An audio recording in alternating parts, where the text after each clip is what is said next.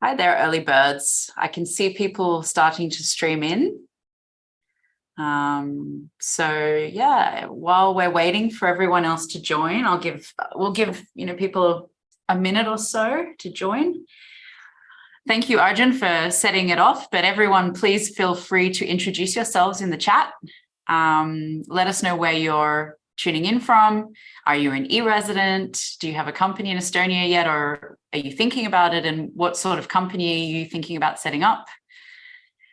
And in a moment, we'll get started with introductions and with the sort of slide presentation parts of the webinar. Do we have any super early birds over in the Americas somewhere waking up early, or maybe someone in the Far East staying up late? 8 a.m. somewhere. 8 a.m. Okay. We've got a lot of people in Europe, and I can see some people from India, from Portugal, Egypt, Albania, Turkey. Okay, there's some people also staying up late in the Philippines as well. Okay. Thank you for joining us. Thank you. Yes. From Japan as well. Japan, yep. I hope you have a nice cup of tea or maybe something stronger to to nurse while. Oh, there's someone from Ecuador here. Hola. Venezuela. Hola. Yeah, so hopefully everyone is going to keep coming in, letting us know where you're from. So before I share some slides and do some introductions, I just want to let everyone know to continue using the chat to network. You might find, new clients or partners in there. People also might have answers to some of your questions themselves, because there usually are e-residents in these webinars as well. But if you want to ask questions for us, Alex and I and Manuel, and also my colleague Katrina, who will be doing answers in writing, please use the Q&A tab, which is just to the left of the chat tab. So that's where you should put your questions. You can start doing that already now. Okay, so I think it's 2 minutes past the hour. Let's get started. I'm going to share the slides first, and then we can get into it.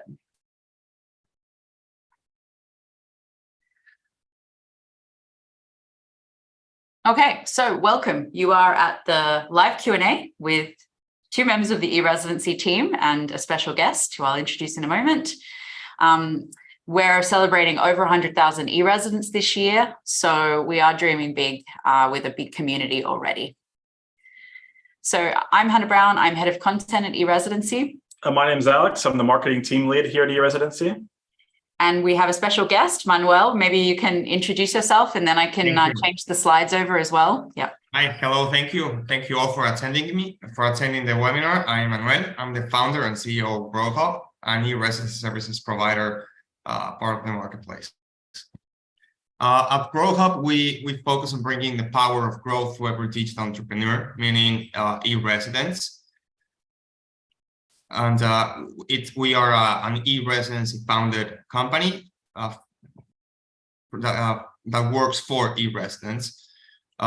We deliver support for e-residents that are looking to set up their businesses in Estonia remotely and without location dependency. We combine first-hand knowledge, technology tools, personalized support, close support, and solutions to streamline the e-residency program for it to work the best for you. We set as an example, and we're committed to help you live without geographical barriers, accounting headaches, or legal headaches. So you just have to focus on your clients. And here are your contact details as well. Yes. So the best way to contact Manuel is through the website, grouhub.co, or through the social media accounts you see here. And he's also provided an info email. But, you can also talk to him in the chat or the Q&A today. So yeah, looking forward. Yeah, if you have any specific asks for Manuel, please put them in the Q&A, and we'll get to them soon. Okay, I'm going to hand over to Alex to start us off with part 1 of the content of this webinar. Yeah, thanks, Hannah. So I know we probably have a good mix here. Some of you are already e-residents, some of you are thinking about applying. So for those of you who are already e-residents, you probably know this part. But for the newbies on the webinar, let's kind of start from the beginning. What is e-residency? So at its core, e-residency is a digital identity that gives access to Estonian services. And one of the main benefits is that you can provide a secure digital signature. And of course, it's also a digital key to doing business here in Estonia. And something you're going to hear us talk a lot about today, and why we're also encouraging you, I think, to network and meet each other in the chat, is that when you're an e-resident, you join a community of 100,000 e-residents around the world. So it's a really good way to meet new business partners, things like that. But I also think it's really important to understand what e-residency is not. So e-residency is not a travel document. It's not citizenship, visa, or residence permit, and it doesn't really give you a direct pathway to any of these either. It's also not automatic personal tax residency. So I know that the T word just popped up here, tax. I'm sure we have a lot of questions about that. So in the third part of this webinar, we will go into taxation. It also does not give you automatic access to a business bank account. But don't worry, we're going to talk about that as well in the second part about the business banking options you have when you register a company in Estonia. And also doesn't give you access to automatic access to a personal bank account.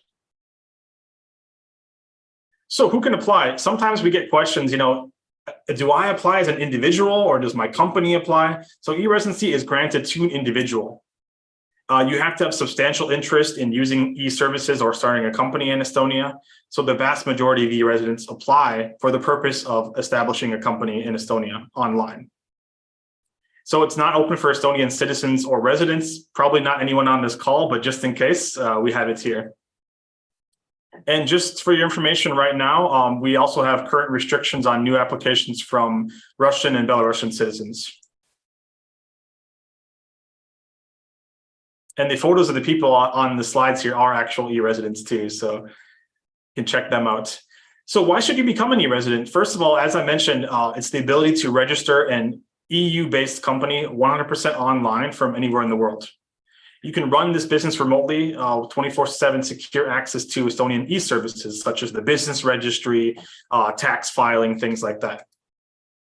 And also, as we mentioned, it gives you the ability to digitally sign documents to the highest standards. So I know there's lots of technologies out there in the world that allow you to give digital signatures, but the digital signature that you can give with your e-residency digital ID card is at the highest level of the EU EIDAS standards, meaning it's as strong as a handwritten signature. And again, you also get access to this community of 100,000 plus e-residents around the world. And here's Patrick too, you can check him out. So what's the timeline for becoming an e-resident? First, you're going to go to the application form. So it's the big blue button in the corner of our website. That's going to take you to the Police and Border Guard Board application form. Then you're going to choose a pickup location. So you have to actually physically go and pick up your digital ID card at one of Estonia's embassies or consulates around the world, or in Estonia at one of the service points. And the state fee is 100 to 120 euros, depending on where you choose to pick up your card. And keep in mind that the card is valid for 5 years too as well. So after you apply and choose your pickup location and pay your fee, the Estonian Police and Border Guard Board are going to review your application within 30 days. And that's a statutory limit. So they have to look at your application within 30 days. After that, your card will be crafted here in Estonia and be sent to your chosen pickup location. So this typically takes 2 to 5 weeks. If you're somewhere close by, if you're, I don't know, one of our neighbors down in Latvia or maybe over in Finland, it probably takes a little bit less. If you live a little bit further away, it's probably more on the 5-week side. After that, you're going to go to the Estonian embassy to collect your e-residency kits. And then, of course, as soon as you have that in your hand, it'll be activated and you can immediately access Estonian services. So the whole process generally takes about 3 to 8 weeks. So if you're wondering where our pickup locations are, here's a map of the world. So you can see they are mainly concentrated in Europe. There's a few locations in North America, if you over in Asia and the Asia Pacific. So yeah, you can find a list of all these on our website as well. So I'll hand it back over to Hannah to go into the details about company formation. Well, before we do that, let's just check and see whether there's any questions on e-residency topics. So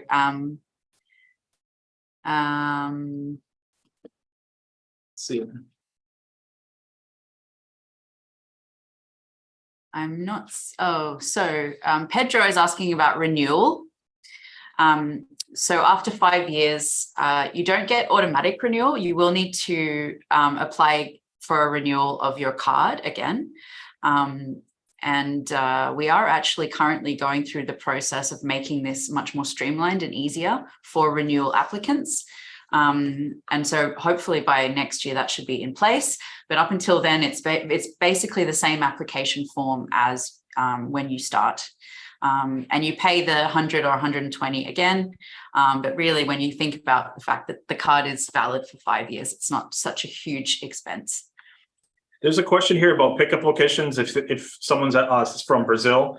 So yeah, currently, unfortunately, you would need to travel to a different pickup location to pick up your card. I will say that we are considering having what we call consular missions, where a consular officer from an Estonian embassy would visit Sao Paulo or something and could potentially deliver a card. But as of right now, we haven't announced anything like that. So you'd have to apply and travel to pick up the card. Someone is saying, I have an Estonian digital ID card. Does it mean I have residency? So if you're talking about an e-residency digital ID card, no, it doesn't give you residency in Estonia. If you're talking about an Estonian national ID, then that's a different topic. Or residency permit. Or a residency permit. That's a different topic. And yeah, that is something that you in that case, you probably do, but you would need to check that with the relevant authorities. Okay. I also saw someone asking about Venezuelan citizens. We don't have restrictions on Venezuelans and citizens at the moment, no. The only thing is that if you are located in Venezuela, there are no pickup locations there. So you would need to travel either to the US or to Europe to pick up your card. Sorry, Hannah, just to add something there for Venezuelan citizens. Yes. Yes, there is no restrictions for applying for e-residency as a Venezuelan national, but some banking providers might have some restrictions for Venezuelan citizens. Not all. I am understanding that Wise and Revolut, they don't have any kind of restrictions for Venezuelans, as well as Cubans as well. Okay.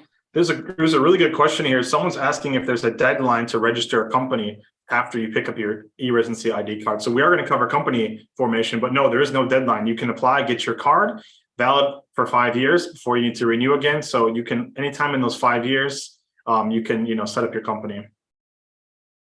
And I did see one other question about, can e-residency lead to temporary residency if the business turns out to be successful? Not guaranteed, not automatically. You would need to apply for the relevant visa or residence permit for business purposes. So no promises, but if you did, build a successful business enterprise, hired staff, had offices, etc. in Estonia, and you made a certain amount of money, there are definitely paths for you to go through from a work visa perspective, but that's not something that we have expertise on. So you would need to check with someone like Work in Estonia, our colleagues over there. Okay, I think that we've pretty much covered all the questions on this sort of general topic. So let's move on, because I know that I can already see that there are a lot of questions on businesses and taxes. So I'm going to very briefly go through company formation. Firstly, why do business in Estonia? Why set up a company here? So we've done quite a lot of our own, soul searching, research, analysis on what sets Estonia and including with e-residency apart from different countries, and also private service providers of business, for example, like a Stripe, Atlas, or similar. Yep. And we've come up with 4 unique selling propositions, which we think cover broadly some of the main benefits that you'll get with e-residency. There are many more, but these are the 4 biggest we think that set us apart. The first is that Estonia is by far the easiest place to have a business. Whether you're starting, running, growing, everything is remote, everything is digital, and you can do it from wherever you are in the world, as long as you have, you know, basically a Wi-Fi connection and your laptop. It's the legislation governing and the regulation governing commercial activities is much thinner than in other countries, including with taxes as well. And the accounting and bookkeeping procedures are much lighter as well. So you'll never, and on that, you'll never have to really deal with paper, physical paper. It's all online, and it's much more streamlined than other jurisdictions. The second reason is sort of encapsulated by the idea of safety, corporate safety, personal identity safety, security, and a trustworthy digital infrastructure that Estonia has developed over 30 years. It's part of the EU. Estonia is part of NATO and the UN, and is also a very safe country to be in physically as well, not just from a cyber perspective. So there is a lot of longevity and a lot of a bright future for the country in that respect. There are a lot of opportunities for business entrepreneurs and startups. A lot of regulations. There are a lot of there are not so many regulations, stopping innovation. I think that you're always like 1 or 2 people away from someone in government or someone like an investor or something. So you'll be able to take advantage of that. And on this side, we definitely also recommend that people, even though you may not necessarily want to come here permanently, maybe visit and come to some of the business conferences here, because that's really the best time when you will meet these types of people, the policymakers, the investors, and the people who can help you grow your businesses as well.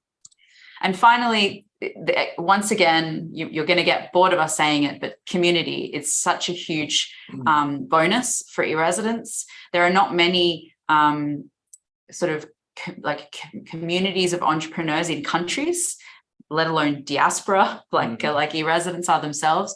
So when you join e-residency, you've got access to this community, and so they can help you. They can provide you with knowledge and expertise, or they can be partners or clients. You could find new business ventures together. And you've also got the e-residency team here at service providers like Manuel to help you through your journey too. So that's the why. So here's the how. So once you have your e-residency card, you're ready to start your company. As Alex said, there's no time limit on this. So you can, apply for your e-residency card now and maybe, write your business plan and get all your ducks in a row, do your budgeting, etc. Before you actually start the company. That's fine. Once you are ready to start, we recommend that you get the help of a service provider. And in the next slide, I'll show you how you can do this very easily. Then you can log into the e-business register, or if you do use a service provider that has their own portal, like API portal, you can log into their formation API service and register your company. I think the hardest thing in that process, I've done this myself, by the way, and it's really, really quick and easy. The hardest thing is coming up with a name. That's the thing that's really hard. And the second hardest thing is maybe picking the right area of activity for your company. But don't worry if you don't get it right the first time, because every year when you submit your annual report, you can correct it to be more relevant to the activities you do. So it's mainly a data exercise, at least in the first year.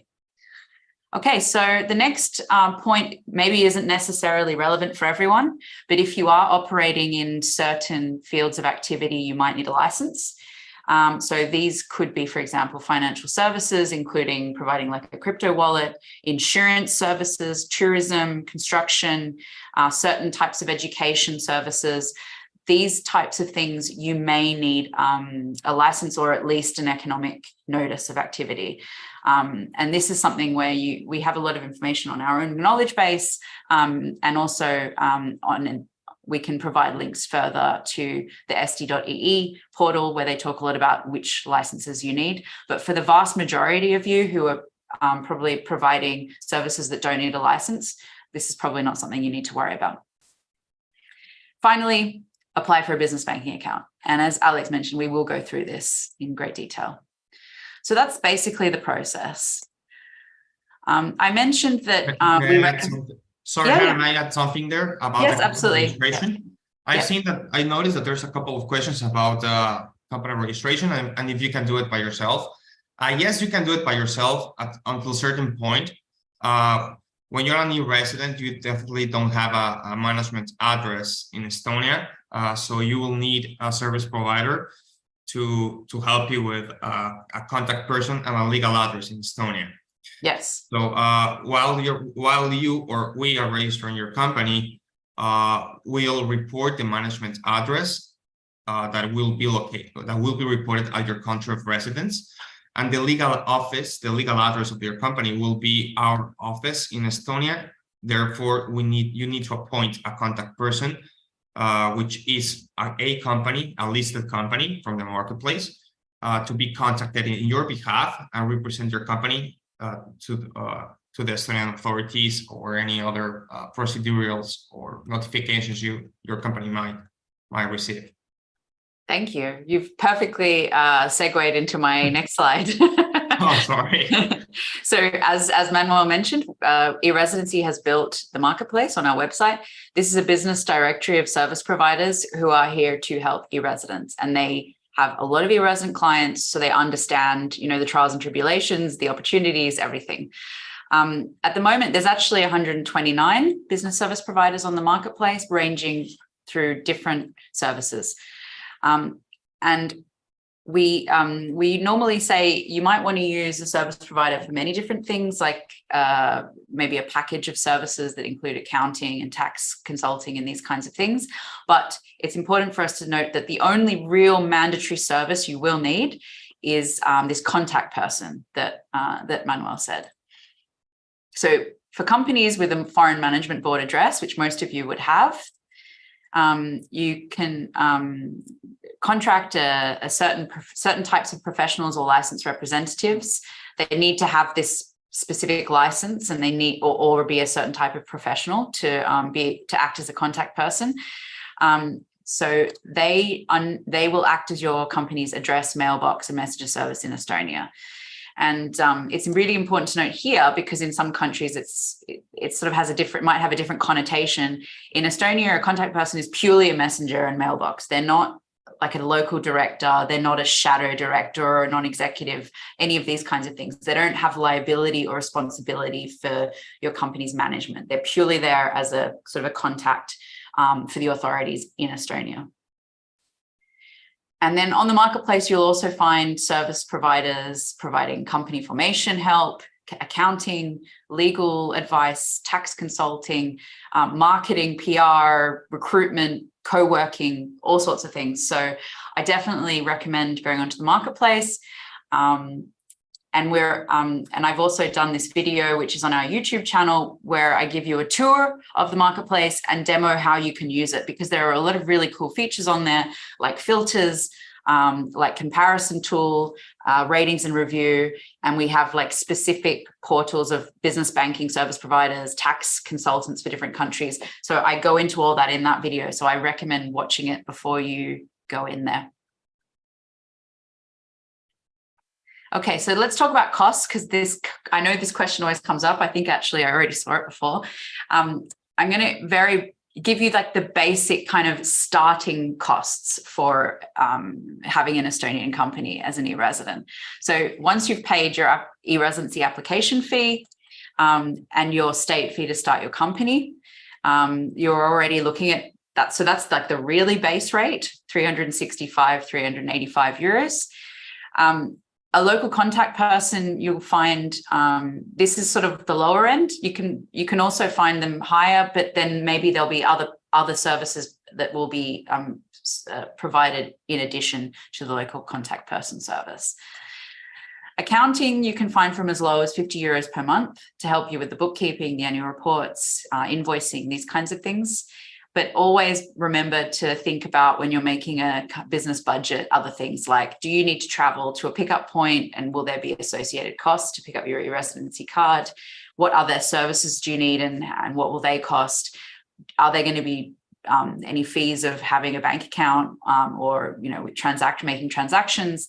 If you need business licenses, that will probably be more expensive for you. And obviously like software licenses and all sorts of things as well. So make sure you do a proper budget. Don't take this slide as like the gospel of how much things will cost. But, just doing like sort of back of the hand scribbles, you can expect to pay if you're doing it yourself, which just means card, company setup and local contact person. It'll start from about 565 euros for the first year. That'll add up to just over 1,200 euros if you include also accounting support. And then it will go up from there. There are many service providers, as I mentioned before, that provide packages of services. So that's also a good thing to have a look at on the marketplace as well. So just speaking a little bit more in depth about the company itself. So the most popular type of company in Estonia is the OÜ, which is like a limited liability company. So in Delaware, for example, it's called an LLC. In England and Australia, it's more likely to be known as a PLC or a PTY limited. This is the kind of private limited company that you can understand from that phrase. In Spain and Latin American countries or Spanish-speaking countries, it's called an SL, Sociedad Limitada, like a limited liability company as well. Super helpful, thank you. And it's suitable for shareholders of one or shareholders of more than one. There's no limit in that sense. The share capital is now almost zero. €1 per shareholder is the limit now, the floor. And advantages are that it limits shareholders' liability, which I think is to 2,500 euros. And it has a very easy registration process, as we've kind of touched on already, that you can either do yourself or do with the help of a service provider as well. Okay, I'm going to hand over to Alex to do the banking section, because this is always an important section. Yeah, I see quite a few questions too in the Q&A. So let's go over it. And then if you still have questions, definitely write them there and then we'll try to cover it. So as we mentioned at the beginning, you don't get automatic access to a business bank account just because you're an e-resident. Banks still get to choose their own customers and things like that. But when we poll e-residents, when we talk to them, the vast majority of them do find an option that works for them for business banking. So let's kind of go over those options. The first option is the most popular, and it's also the easiest to access for you. This would be a payment institution, or commonly known as a fintech, in the EU or European Economic Area. So these can be opened entirely online. It offers you the widest choice as an entrepreneur looking for a business bank account for your company. And just keep in mind, though, that these kind of fintechs do not offer all the services as a traditional bank or credit institution, such as they don't typically loan you money. So just keep that in mind. Another option is you can also open up a business bank account at a bank in another EU or EEA country. So maybe you have a banking relationship with a bank in Europe. You can always approach them and say, hey, would you be able to open up a business bank account for my Estonian OÜ, my Estonian limited liability company? And we do hear e-residents who have success with that as well. So this is based on your existing client relationship. So yeah, as I mentioned, you can ask. The other option is if you do want a business bank account at a traditional bank in Estonia, maybe in some places they're called High Street Bank or Main Street Bank. So for this one, these banks will require you to have a strong connection to Estonia. So what that means is they're going to ask you, do you have any employees in Estonia? Do you have any suppliers in Estonia? Do you have, I don't know, a Estonian version of your website, things like that. So, there are, these are questions they will ask you. So even if you plan to have a strong connection and you present that in your business plan, that's something else they will look at. Also, this is something that requires a personal visit to the bank. It requires one face-to-face meeting at the bank to complete the account opening process.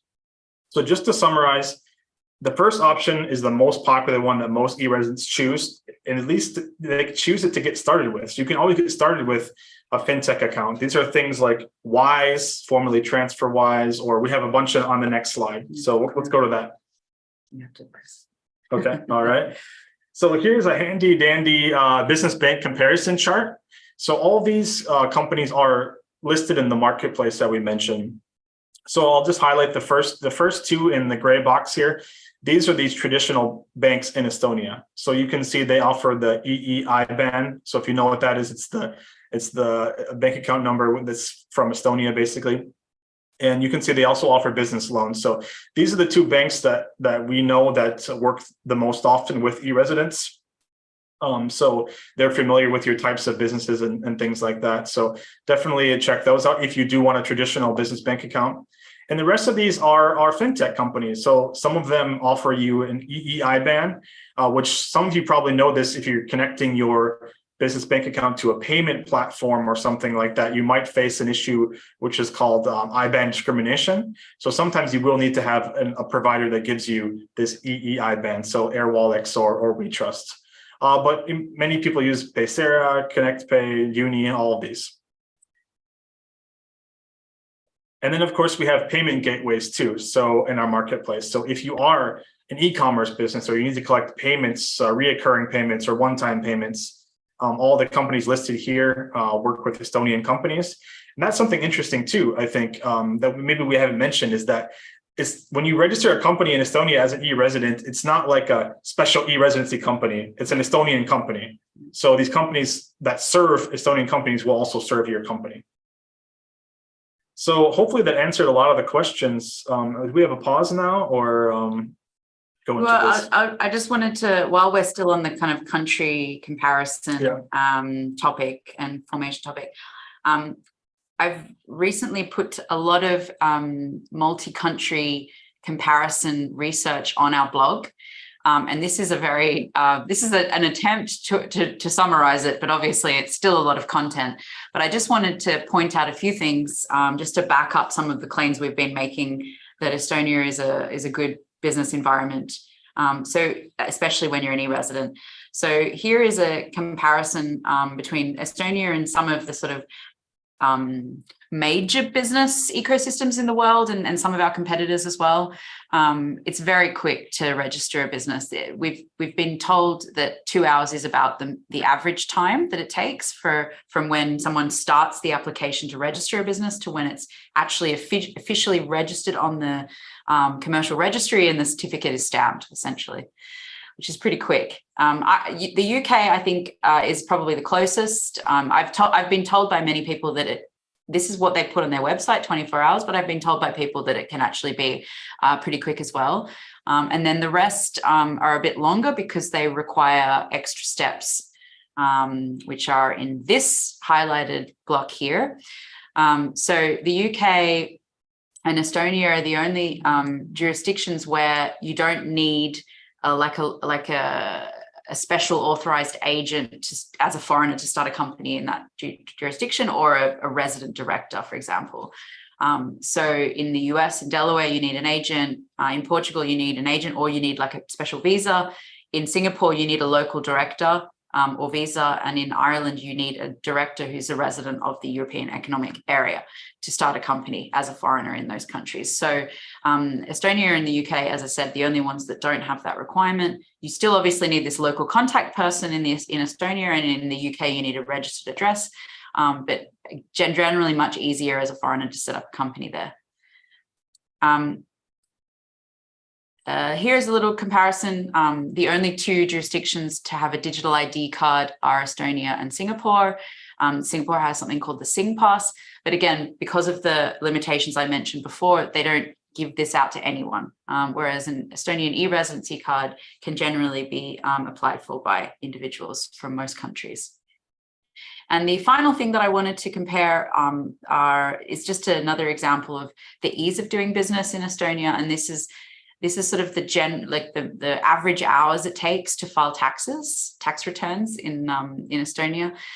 You can see much lower than other jurisdictions. I would even say less than 50 hours.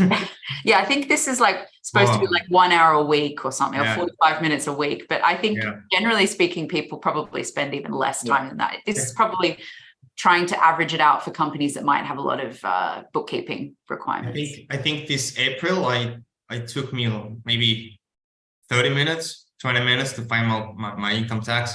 Yes. Wow, that's fantastic. It's so quick. So Manuel, I might just ask you here, because you're based in Spain and you have a lot of clients from Spain, and also Latin American countries. So maybe you wanted to add on a few thoughts on this sort of idea of comparing, like why would I set up a business in Estonia versus, like, say, Spain or my own country? Yeah. Thank you. Yeah, definitely.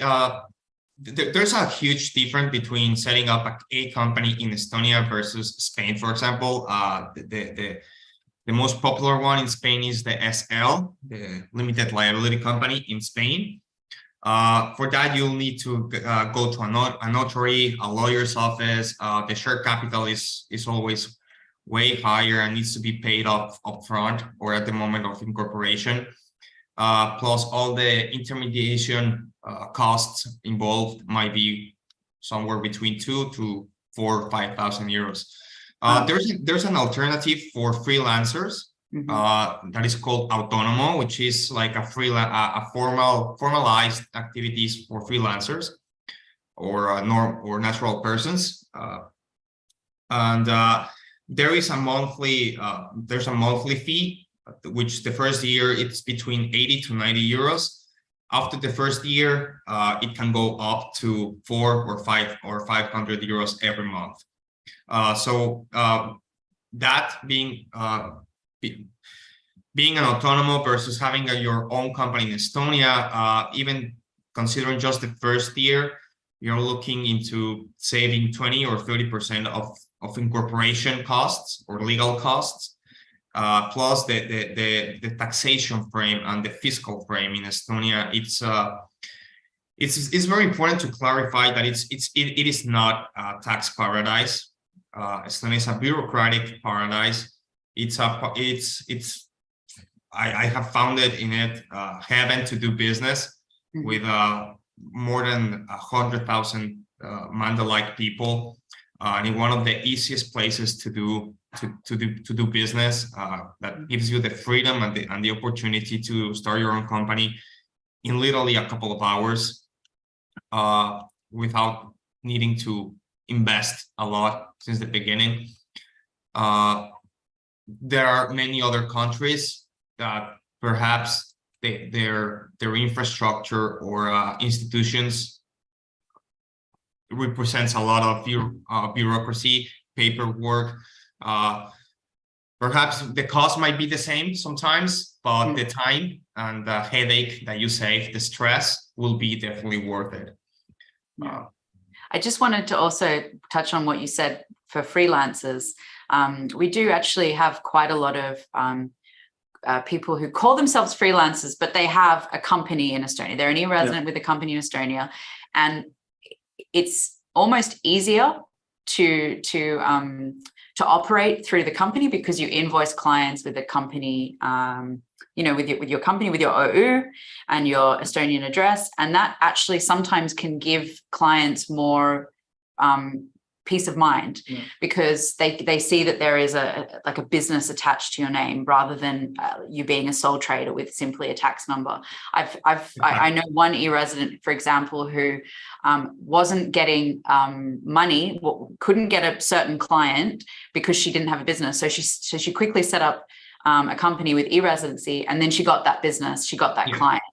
So I think that having that sort of added legal structure is quite a favorable thing for freelancers, and also it means, as I mentioned before, your liability is limited as well. So you're not personally liable up to that amount as a shareholder. So in that sense, it can be safer for you in terms of doing business.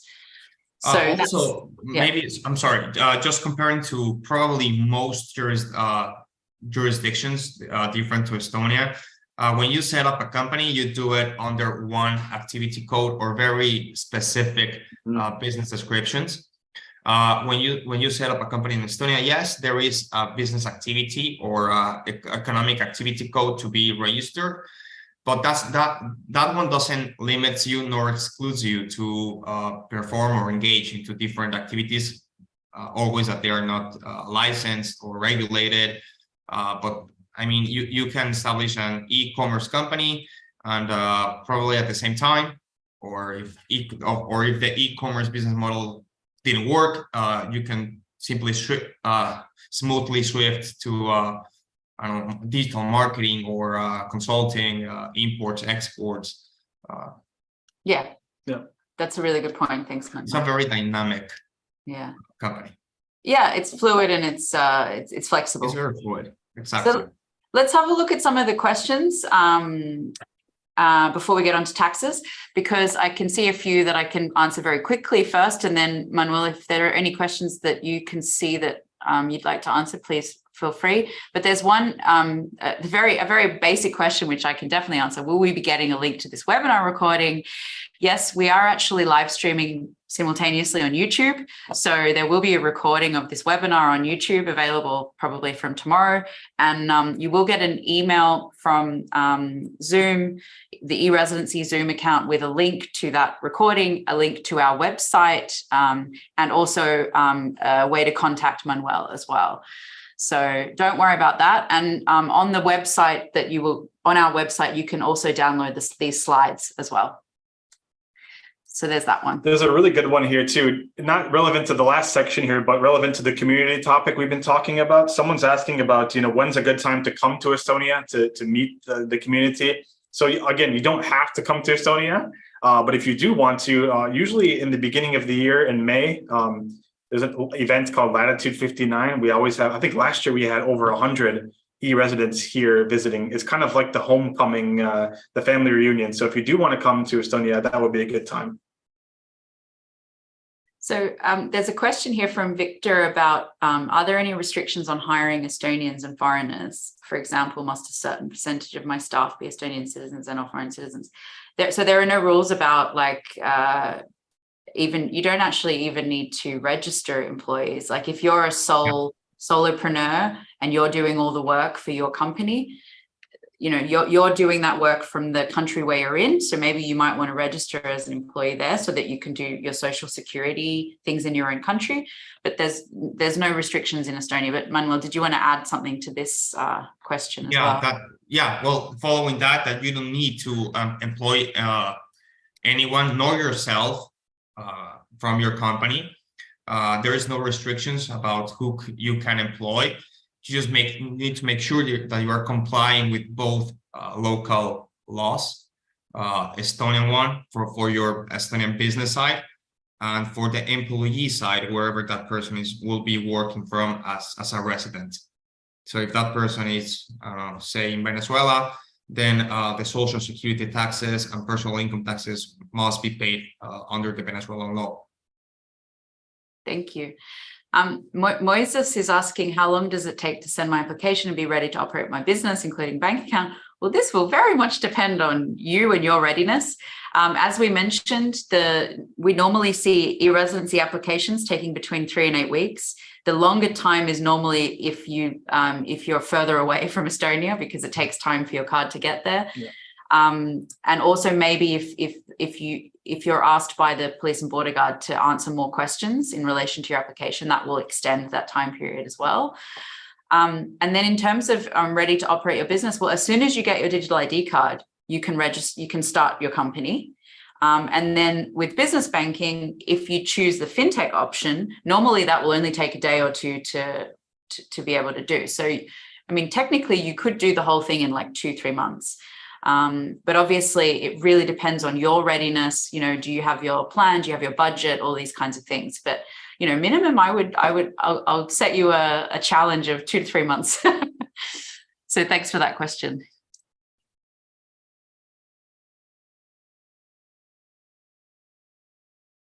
So Victor is asking, I think, a follow-up on community events. So we have an events calendar on our website.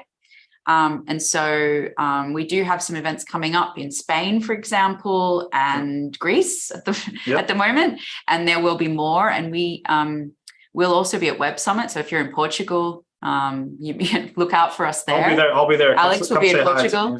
Yeah. Right. So that's another way. We also, if another really good way to get interact with our community, especially if you have questions that you think are better answered by people who have already been through the process. We have a subreddit, the e-Residency subreddit. Maybe Katrina, who I know moderates it, she can maybe add a link to that in the chat or something if she hasn't already, because that's a really great place to interact with people. We also have a Facebook. There is also a Facebook group that we lightly moderate. We're not very heavy-handed there because it's a space for e-residents to talk to each other, potential e-residents to ask questions, and also service providers to meet to find new clients and help people out with questions as well. So yeah, those are probably the best ways I would suggest to find community with us. Here we have one from Miguel Carballo. Hi, Manuel. I'm from Spain. I will start a business. I decided to switch from SL to Autónomo. I have already had an agreement with a consultant and fiscal manager here. How can I do how I will be set for the Spanish authorities if I build a company in Estonia, but not register as Autónomo? I cannot sign for Autónomo. So get a monthly benefits lower than as.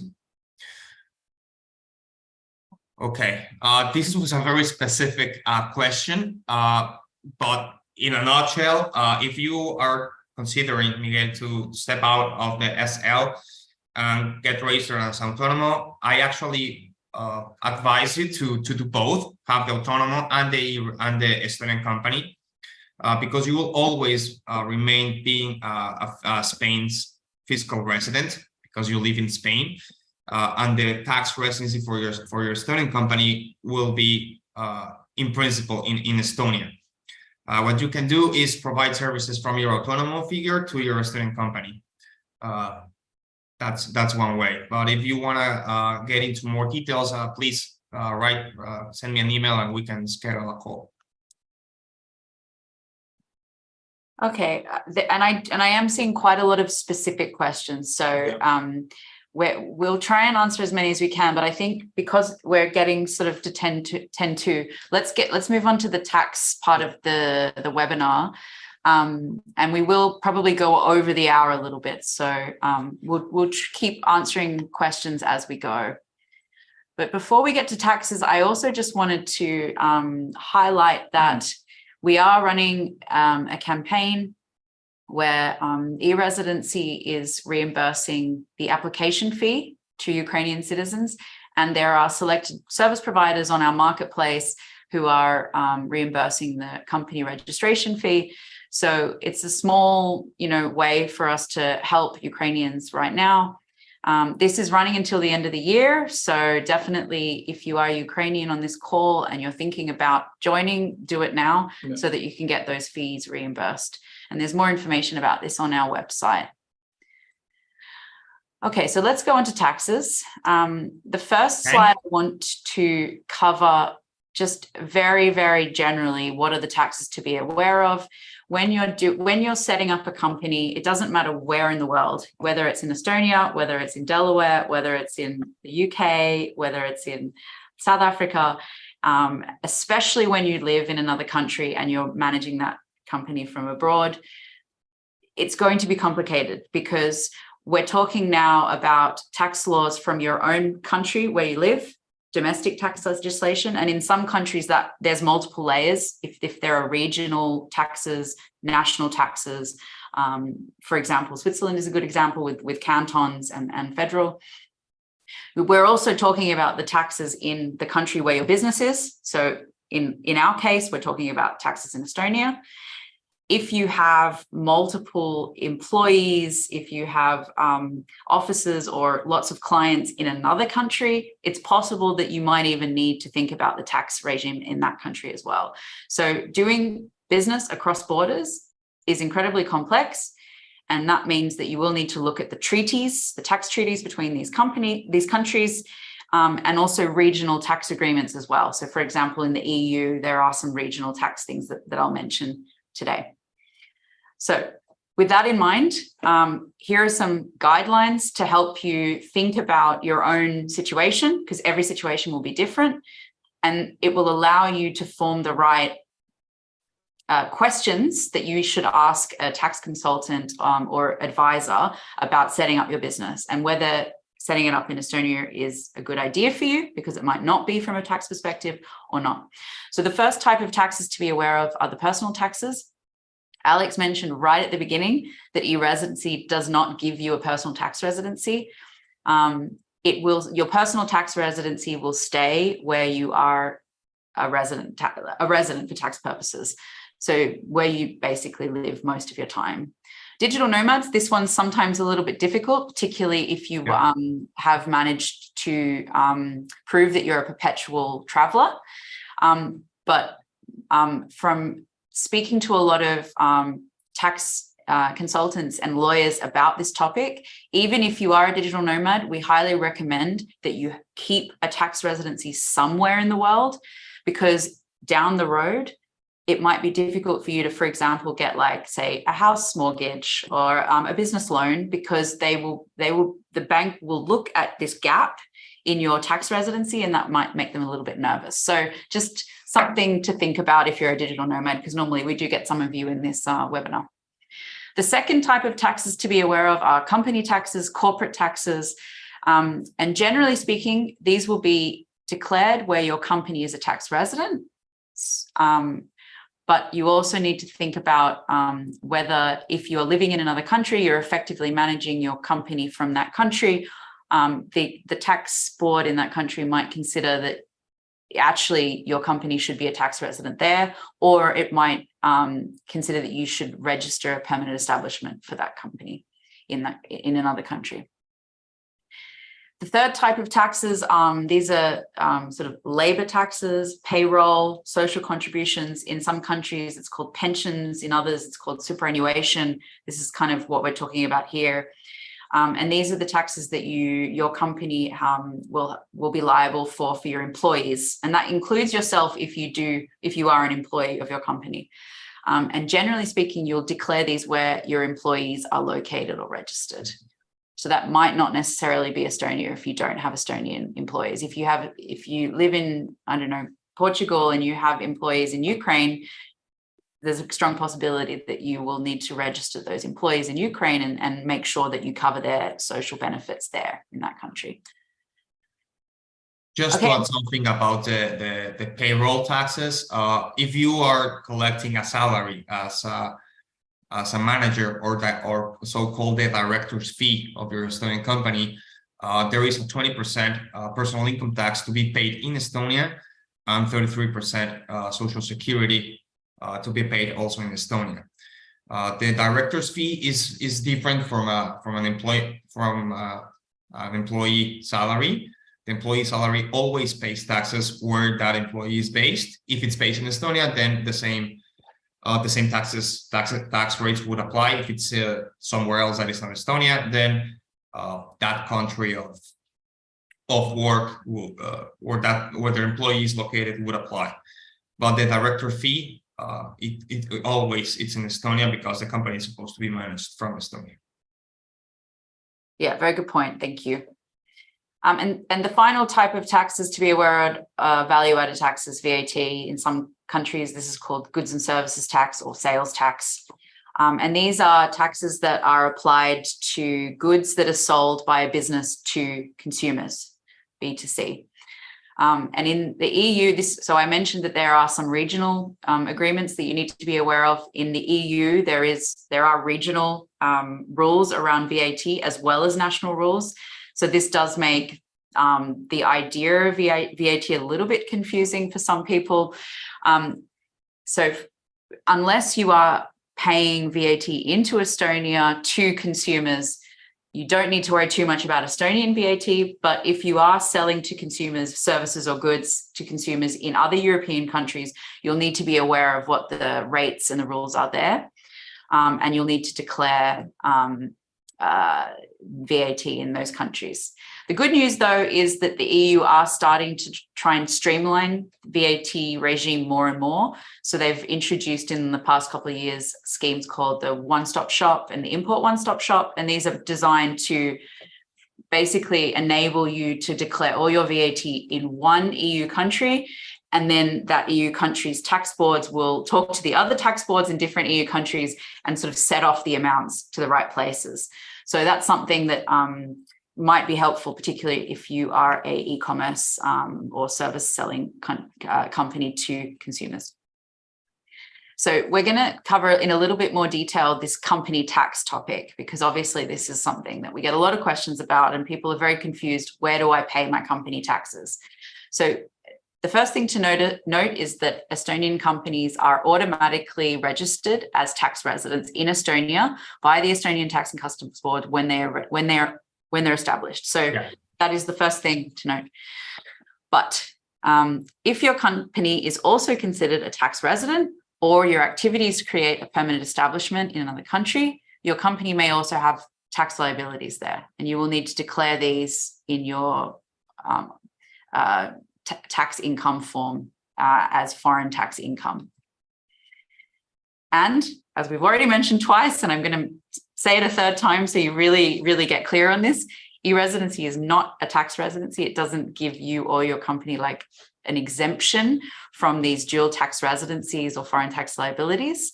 So where do we stand here? Well, the first thing to do is look at the treaty between your country and Estonia.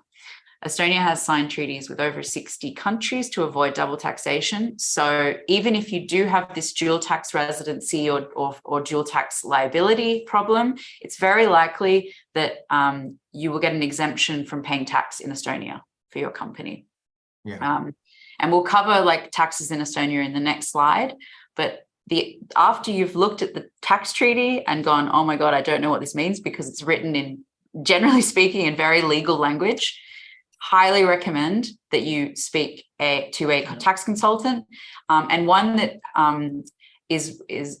understands the tax treatment between Estonia and your country in particular. And we have a huge list of country-specific tax advisors on our marketplace. And also many service providers like Manuel have good contacts and networks of people that they can ask on these topics. Yes. So let's talk a little bit about Estonian taxes, because Estonia for 9 years has now been the most competitive tax code in the world, ranked like that by the Tax Foundation. And it's mainly due to the fact that it has minimal tax regulation. The legislation for taxes here is like so thin when I compare it to, Britain, Australia, America, really big, solid textbooks of tax rates. It's very, very different. There's no annual corporate income tax. What does this mean? Well, it means that if you reinvest profits into your company, you don't pay tax. It's only when you distribute those profits will you pay tax. So, for example, if you pay a dividend to your shareholders, the tax rate is 20%, which is actually 20% on the net. So so just say you were paying a shareholder a dividend of 100 euros. The government would take 20 and the shareholder would get 80. And that can be reduced if you make regular distributions. I will note here that in 2025, from 1st of January 2025, the reduced rate will be abolished and the standard rate will go up to 22%. So just so you're aware. So that's something that you might want to think about. VAT in Estonia is 20%. As I mentioned before, though, you'll only declare this VAT in Estonia if you're actually selling goods to consumers in Estonia. It's mandatory to register for VAT in Estonia if your turnover is over 40,000 euros per year. And I've also already mentioned these European regimes to simplify VAT procedures as well. In Estonia, taxes can be declared and paid online. Manuel mentioned this before, and the Estonian Tax and Customs Board is extremely friendly and responsive. They have a special email for non-resident taxpayers. And I've written to their customer support a few times myself for my own personal tax and company tax situations, and they're very, very quick at responding. I think normally within a day, sometimes even a few hours. So don't hesitate to contact them if you have questions.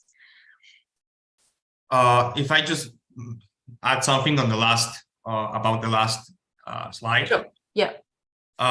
Maybe because it might come up as a question. The 14% regular distribution applies when you distribute dividends more than 3 times in a row, not on the same fiscal year, Yes. but in different fiscal years, and you do it regularly.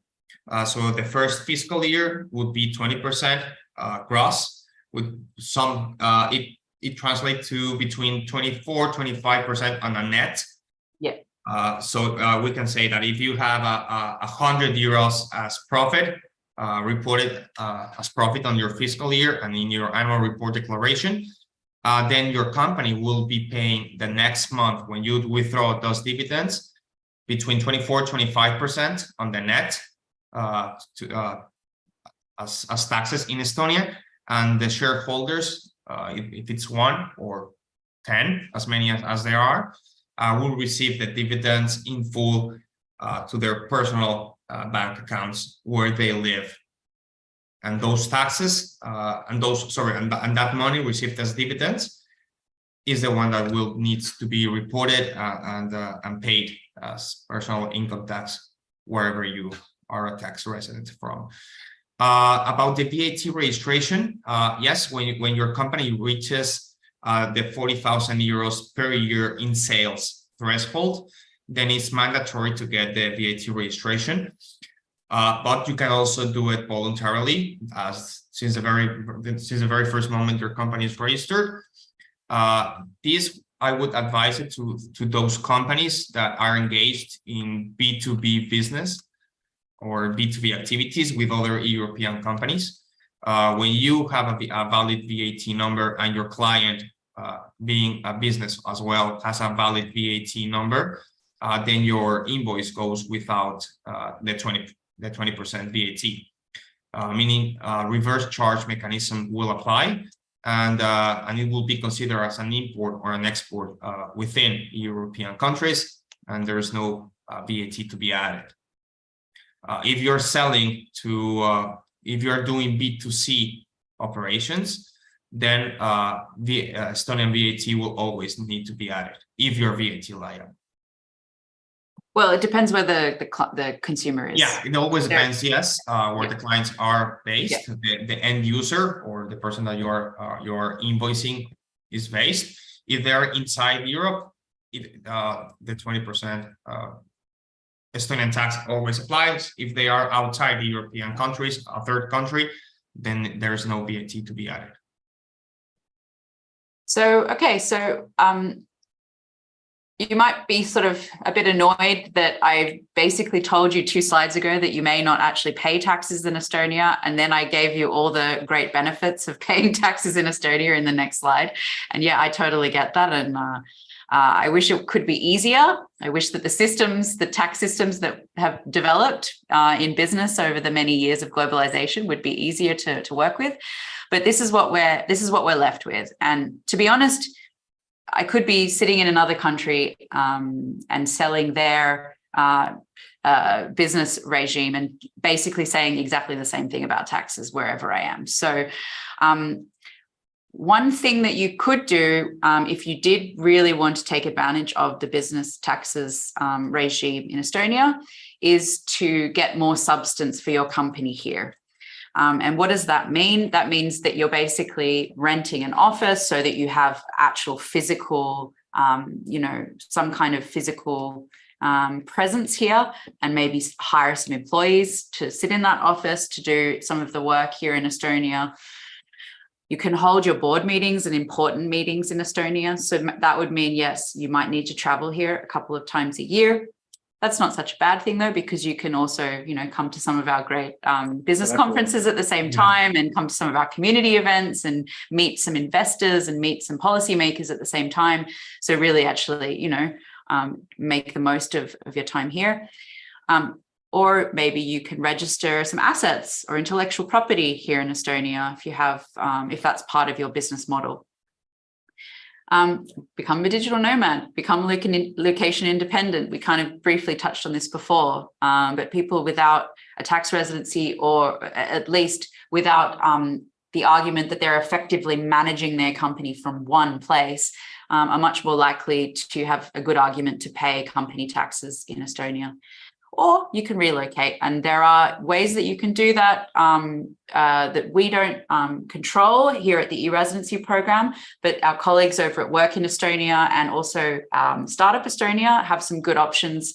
The startup visa, different categories of residence permits and visas, and also there is a digital nomad visa as well, which our colleagues over at Visit Estonia are managing. So there's different options in that way that you can look into. Of course, if you're a European Union resident citizen, you can already move here however you like.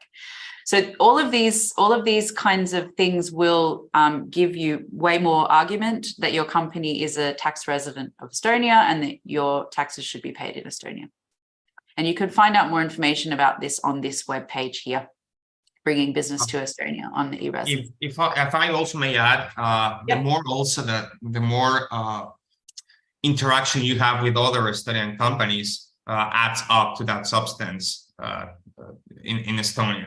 It's not only paying once a month or once a year to your service provider, but also being part of a network of e-residents that there's many residence companies that are performing way different activities. There's, I think, more than 27,000 e-resident companies registered in Estonia. Yes. So if you're in need of a digital marketer or a developer or a virtual assistant, a consultant, or whatever it is, I'm pretty sure you can find one among the e-residents.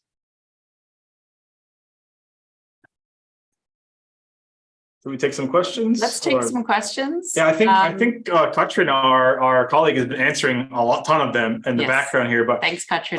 Maybe Hannah's been speaking a lot, so maybe I'll take the first one. Please do, yeah. Michael has asked a couple times two specific questions. One is about if a company owned by an e-resident can own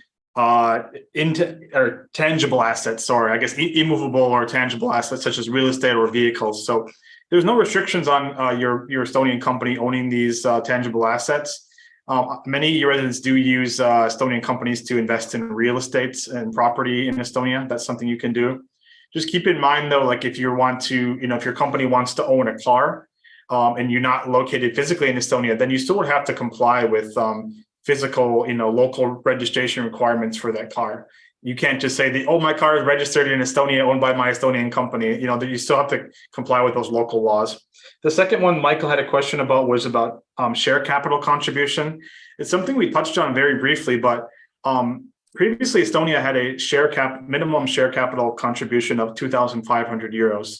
That was moved down to 1 cent at the beginning of this year. But there's still something to keep in mind that your company is liable up to that share contribution, minimum share capital contribution of 2,500 euros.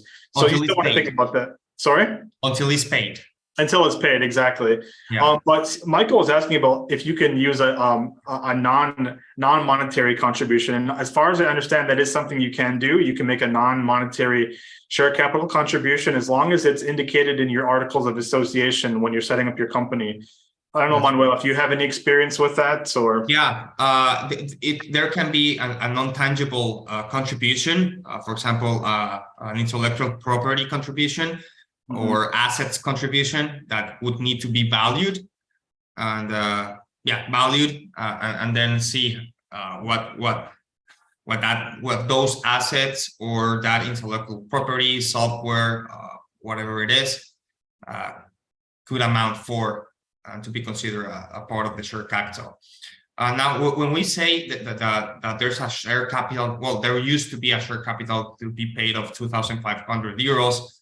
It's not a payment; it's a contribution that you make to your company. You had or still have, for those who establish their companies under this condition, up to 10 years to complete this contribution. So you can do it a one-time payment contribution, or you can do 10 contributions of 250 euros, or however it suits you best. Yeah.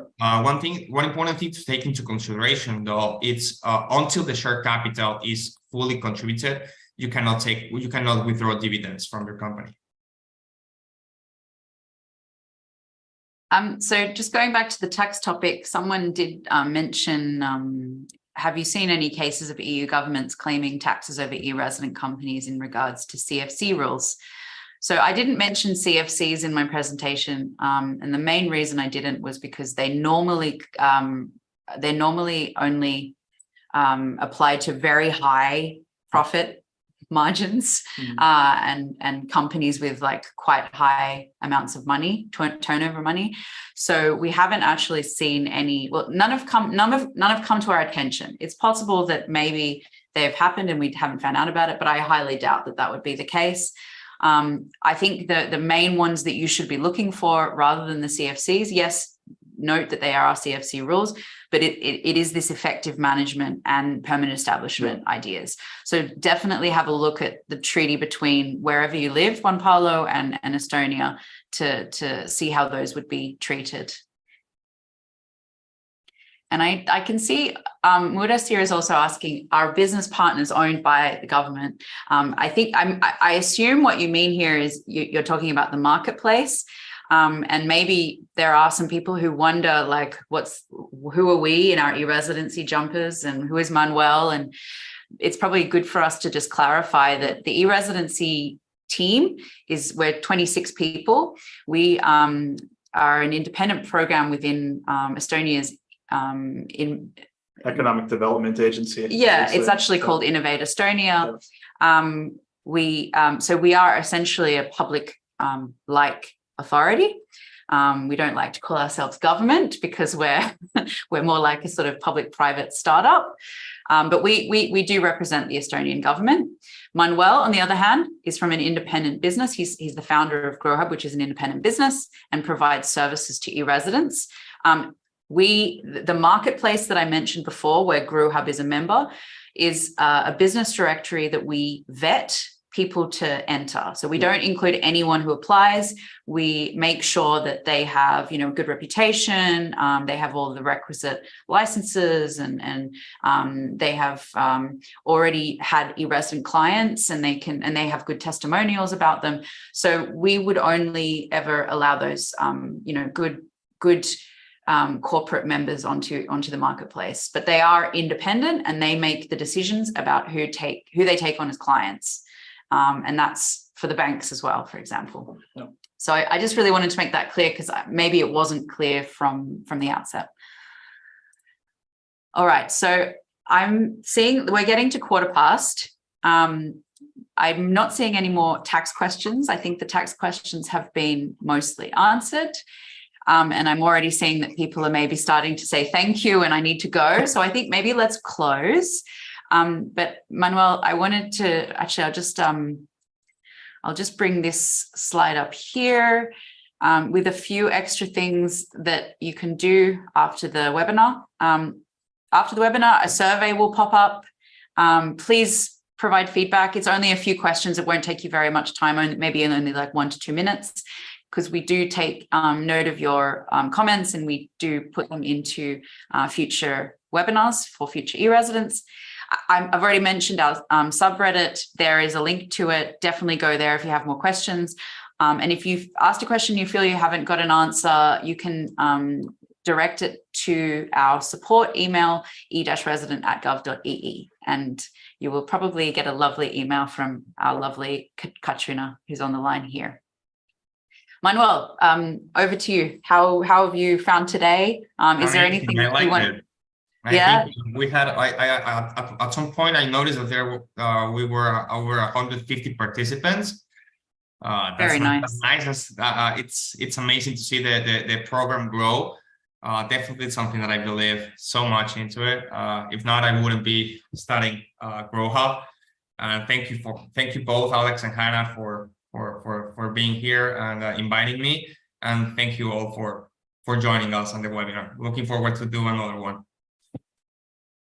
Thank you. And thank you, Alex, for being here as well. Thank you, Katrina. And thank you all for joining. As I mentioned, you'll get a link to our website tomorrow where you can download the slides from today. There will also be a link to the recording of this webinar. So if you want to watch it back, if you missed something, you can do that. And actually, we have recordings of all past webinars from the last year as well. So there are some on specific topics like banking, and there's actually one coming up that I should be selling in November, all about taxes.